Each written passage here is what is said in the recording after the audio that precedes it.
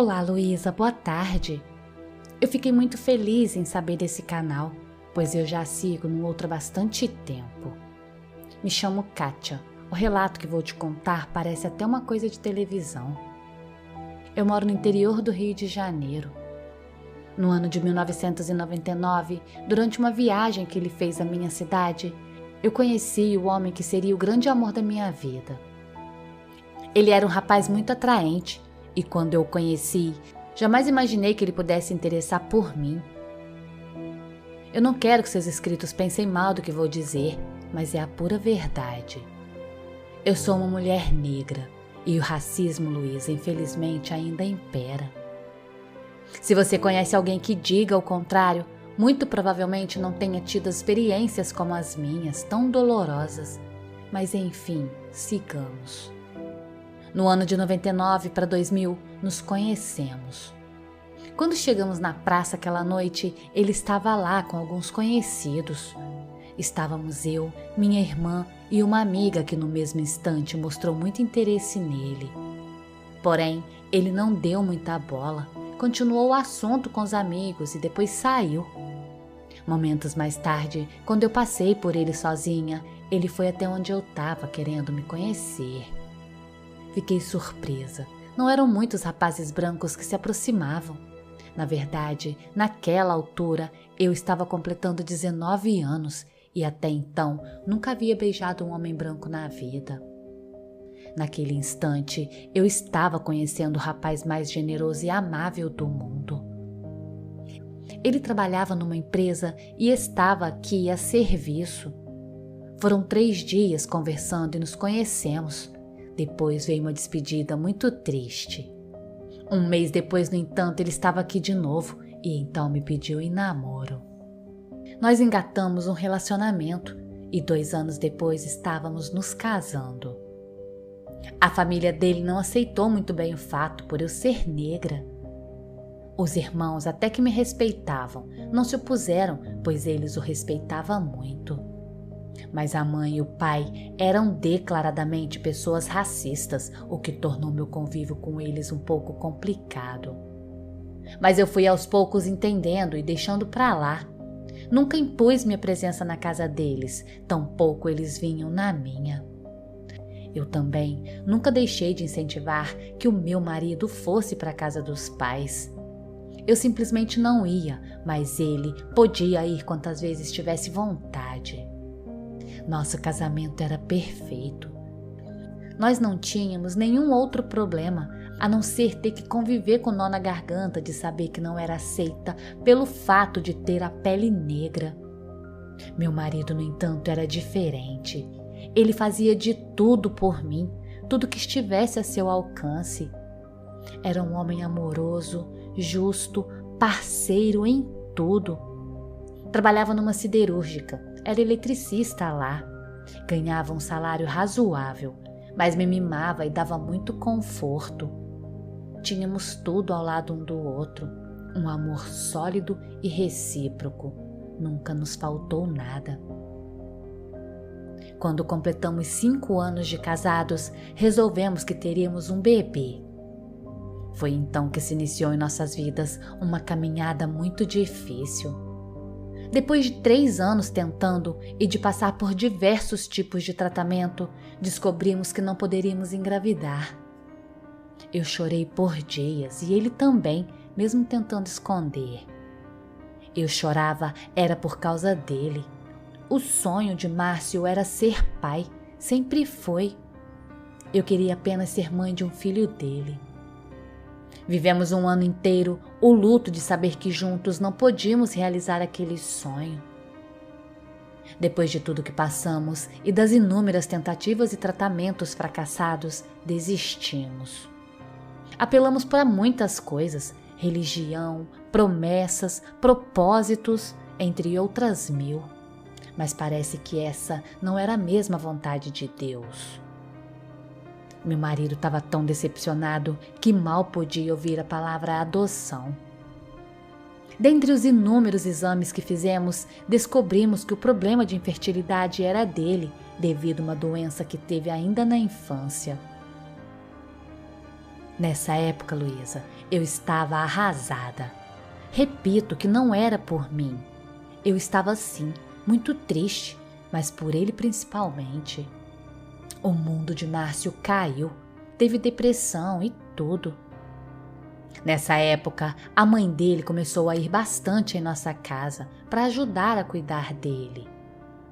Durante toda a licença que ele tirou, aquela mulher ficou na minha casa. Um dia, enquanto eu pendurava algumas roupas, ela disse umas coisas que eu nunca fui capaz de esquecer. Acredita que ela teve a audácia de falar que Deus sabia das coisas e que se nós tivéssemos filhos juntos, a criança sofreria na vida? Falou que ia passar por humilhações na escola, esse tipo de coisa. Minha vontade era socar aquela mulher e falar tudo que estava engasgado. Segurei meu choro diante daquela afronta dentro da minha própria casa. Apenas entrei. Tomei um banho e saí.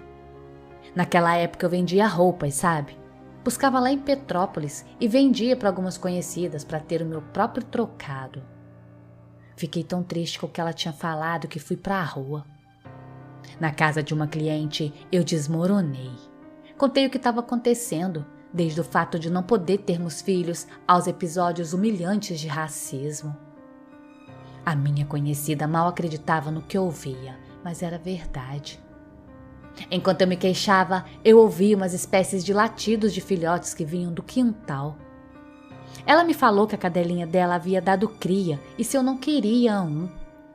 Pensei um pouco, já pensando em toda a bagunça. Minha casa sempre foi impecavelmente limpa, tanto por zelo quanto pela ausência de crianças. Só sei que naquele dia eu voltei com um filhote para casa. Os anos se passaram, Luísa.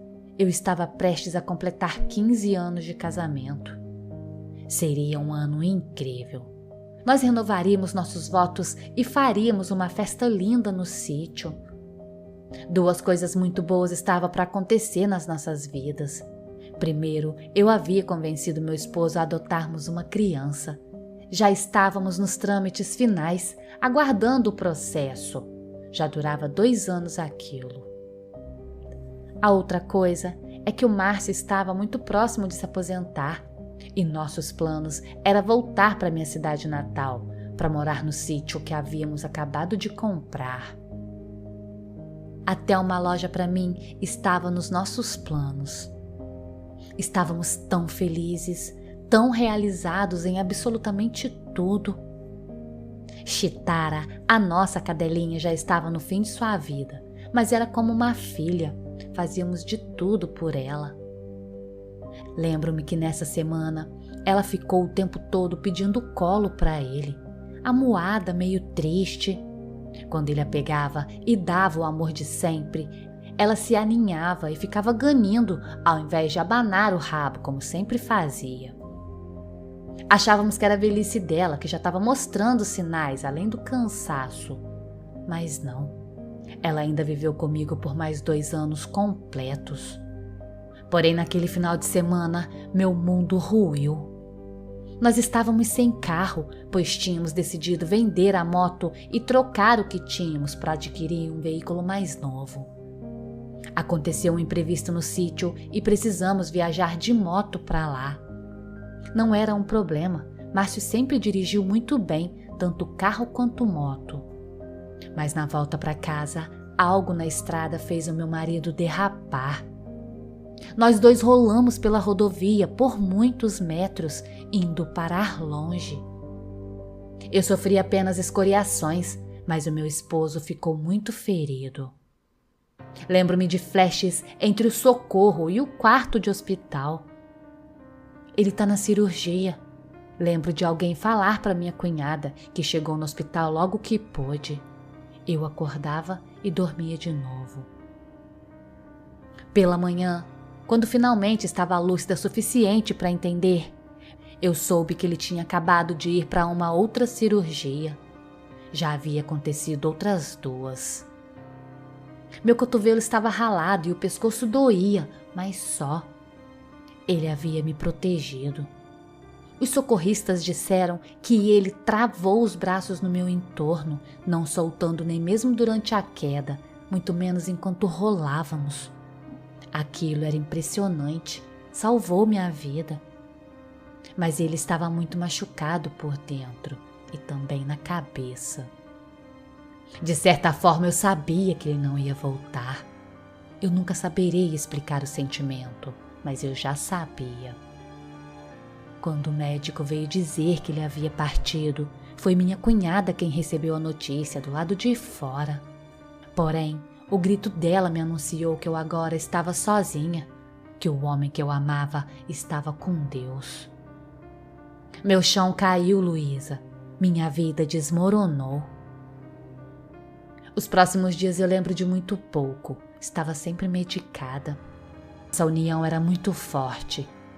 Por dias a fio, eu terminava o jantar e quando desligava o fogo, gritava por ele dizendo que estava pronto. Às vezes, vendo TV, eu ria e tecia comentários com ele.